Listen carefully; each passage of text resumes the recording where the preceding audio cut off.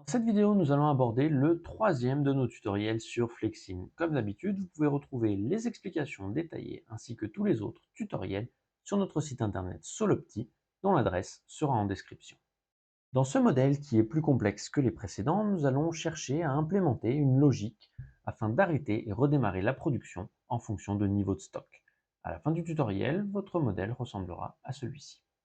Comme d'habitude, je vous invite à ouvrir Flexim et à créer un nouveau modèle. Ne changez pas les paramètres et enregistrez-le immédiatement afin d'être sûr de ne pas le perdre. Une fois votre modèle enregistré, nous allons pouvoir commencer. Comme d'habitude, la première étape va consister à ajouter les objets dans la 3D. Rappelez-vous, afin de faciliter tout ça, nous pouvons faire un clic droit dans la vue 3D, Model View, Top. Nous pouvons également désactiver la perspective sur la droite et enregistrer cette vue qui sera notre vue de travail. Ainsi, c'est beaucoup plus simple de positionner nos éléments. Ici, nous allons avoir besoin de plusieurs objets que nous connaissons déjà, à commencer par la source. Ensuite, nous allons venir ajouter une première machine, un stock, une deuxième machine, et finir par une sortie. N'hésitez pas à repositionner vos éléments afin qu'ils correspondent à ce que vous souhaitez. Une fois que vous êtes satisfait du positionnement, nous allons venir créer les connexions de flux. Comme d'habitude, vous maintenez la touche A de votre clavier et vous venez connecter les éléments en partant de la source jusqu'à la sortie. Une fois les connexions établies, nous allons pouvoir paramétrer nos différents objets. La source, tout d'abord, nous souhaitons que des produits soient toujours disponibles. Ainsi, nous allons définir le temps d'interarrivée à 0. On peut également cocher cette case qui permet que le premier produit arrive dès le début de la simulation. Ensuite, nous allons venir paramétrer nos machines. La première machine a un temps de setup de 0 secondes et un temps de process de 4 secondes. La deuxième machine a également un temps de setup nul, mais un temps de process de 14 secondes. Une fois ces éléments paramétrés, nous pouvons cliquer sur Reset et lancer le modèle afin de s'assurer que tout fonctionne.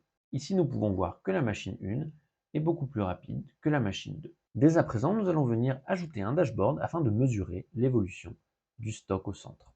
Nous allons double-cliquer dans la vue et ajouter un graphique de type contenu. Nous voulons l'afficher sous forme de ligne.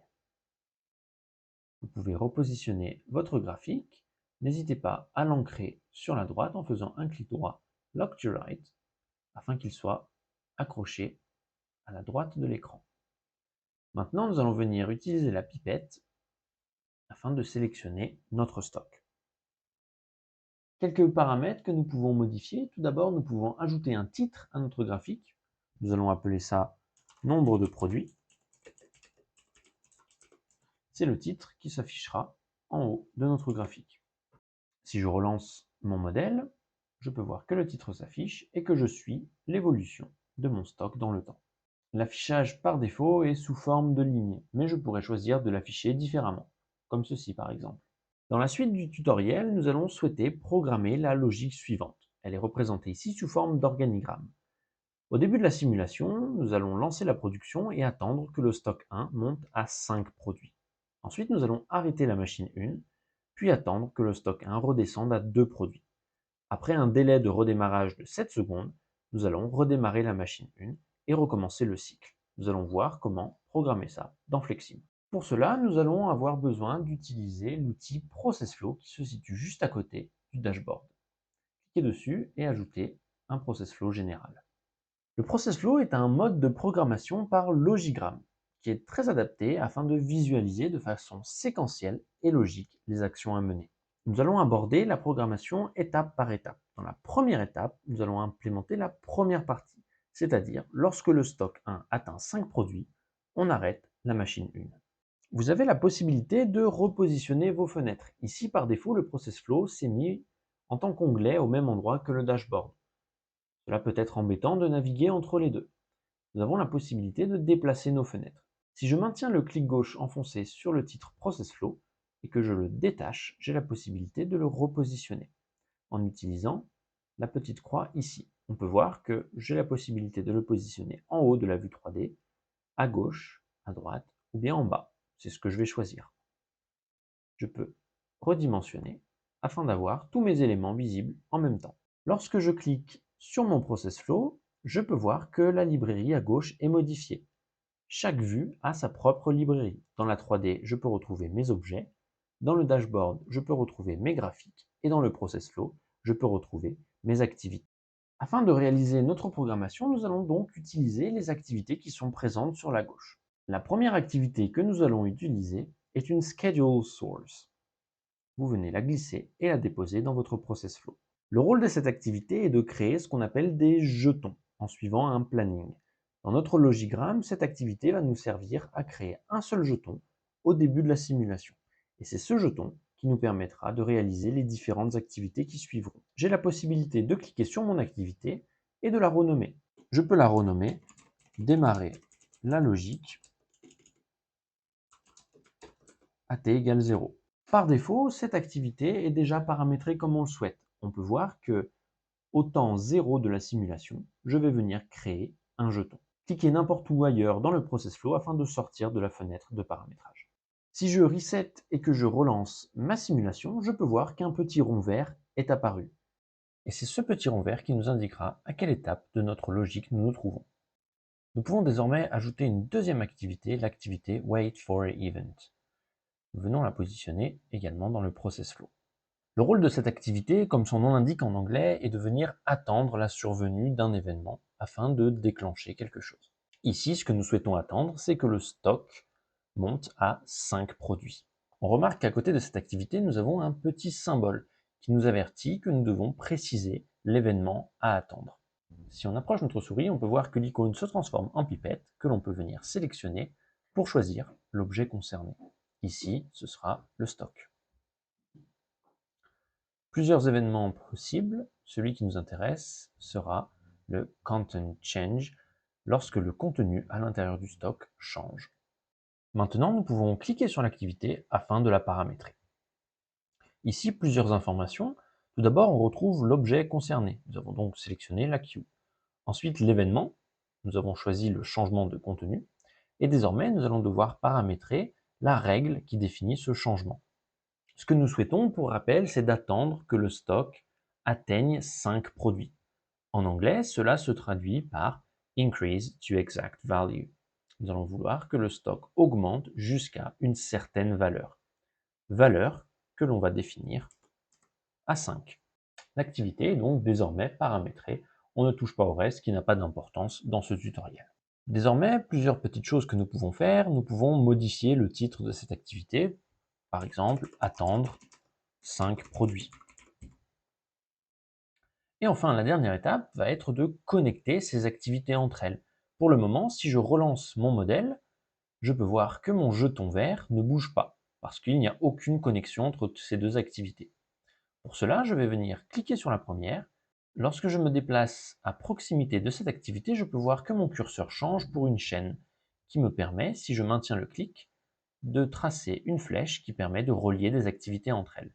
Si je viens me positionner sur l'activité du dessous, désormais, mes deux activités sont connectées entre elles. La troisième activité que nous allons venir ajouter dans notre process flow est l'activité Custom Code. Nous la glissons, comme les précédentes, dans le process flow. Une deuxième manière de connecter les activités, au lieu de tracer une flèche, on peut tout simplement déplacer l'activité afin de la coller à la précédente, formant ainsi un bloc d'activité. Nous allons venir cliquer afin de la paramétrer. Comme d'habitude, on peut changer son nom. Ici, nous allons l'appeler arrêter machine 1. Et nous allons venir créer le paramétrage. Ici, l'interface ressemble quelque peu à celle que nous avions pour les triggers. On va venir cliquer sur le petit plus. Ici, ce que nous souhaitons, c'est dans la catégorie contrôle, on peut retrouver stop object. C'est ce que nous souhaitons puisque nous voulons arrêter la machine. Quand je clique dessus, plusieurs paramétrages, notamment celui qui nous intéresse ici, l'objet concerné. On va venir prendre la pipette et cliquer sur la machine 1. Désormais, nous avons donc une logique qui nous permet d'arrêter la première machine lorsque nous avons 5 produits dans ce stock. On va tester pour voir si ça fonctionne. Faites un reset, relancez le modèle et regardez-le tourner.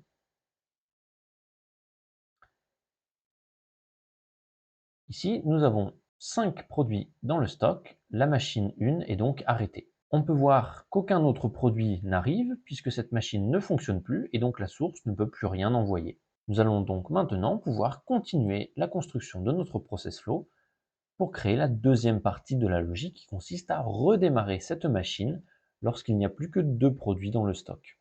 Et bien pour ce faire, on va tout simplement réutiliser les mêmes activités, un wait for event,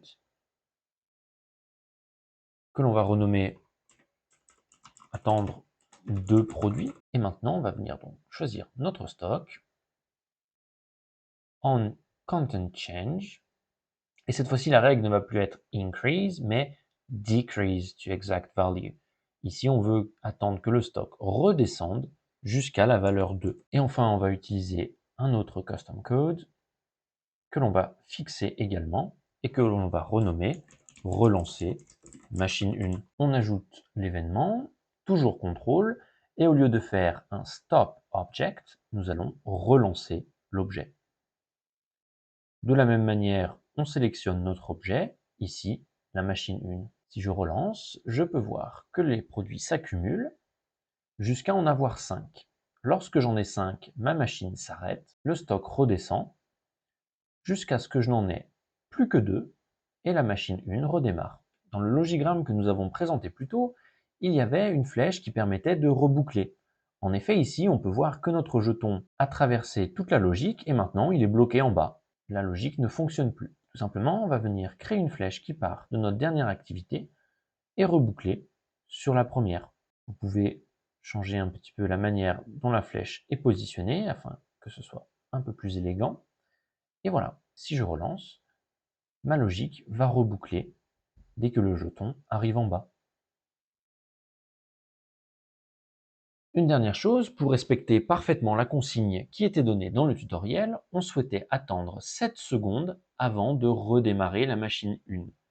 Pour cela, on a une activité ici, une activité de délai, que l'on va pouvoir venir glisser entre ces deux-ci. Lorsque la condition est respectée, on va attendre 7 secondes avant de relancer ma machine 1.